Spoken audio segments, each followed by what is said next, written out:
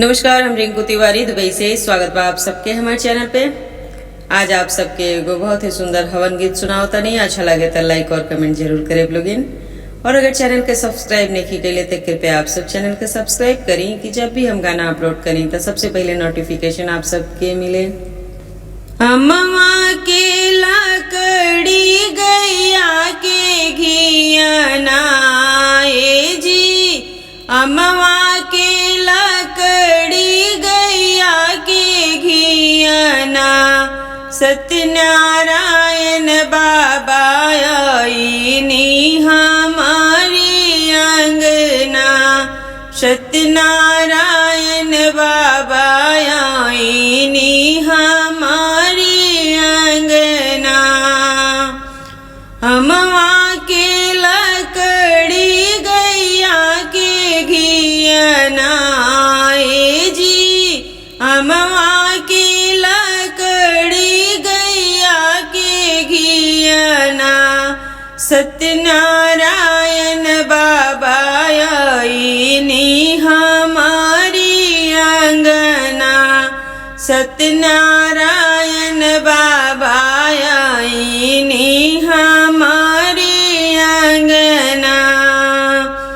राम जी आईनी संग में लक्ष्मण जी आईनी, राम जी आईनी संग में लक्ष्मण जी आईनी, सीता जी के गोदिया लव कुश ललना ए जी, सीता जी के गोदिया लव कुश ललना, सत्यनारायण बाबा आईनी हमारी अंगना, सत्यनारायण बाबा आईनी हमारे अंगना।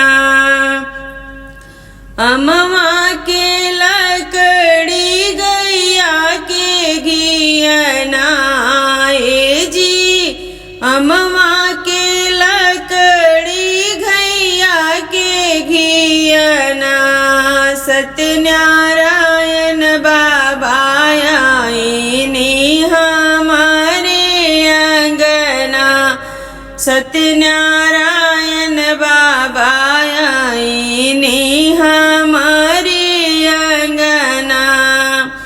इंद्र कैलाश शिवा शंकर जी आईनी, कैलाश ही पर्वत से शिव शंकर जी आईनी, गौरा के गोदिया गणेश ललना ए जी, गौरा के गोदिया गणेश ललना, सत्यनारायण बाबा आईनी हमारी अंगना, सत्यनारायण बाबा आईनी हमारी अंगना।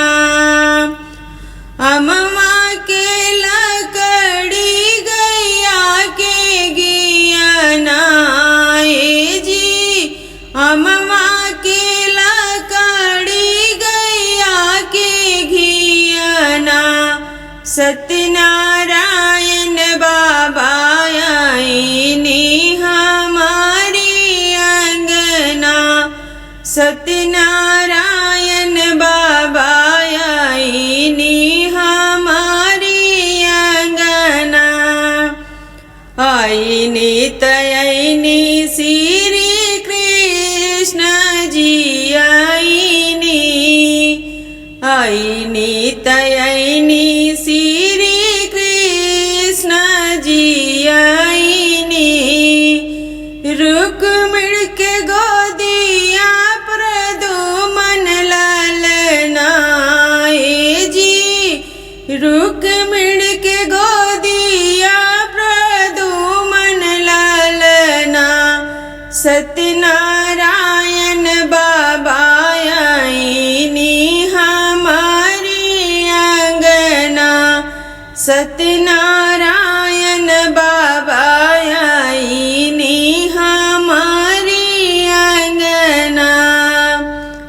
अमवा के लकड़ी गैया के घियना ए जी, अमवा के लकड़ी गैया के घियना। आजू हवन जे हो खेला हमारी अंगना, आजू हवन जे हो खेला हमारी अंगना। सत्यनारायण बाबा आईने हमारी अंगना। सत्यनारायण बाबा आई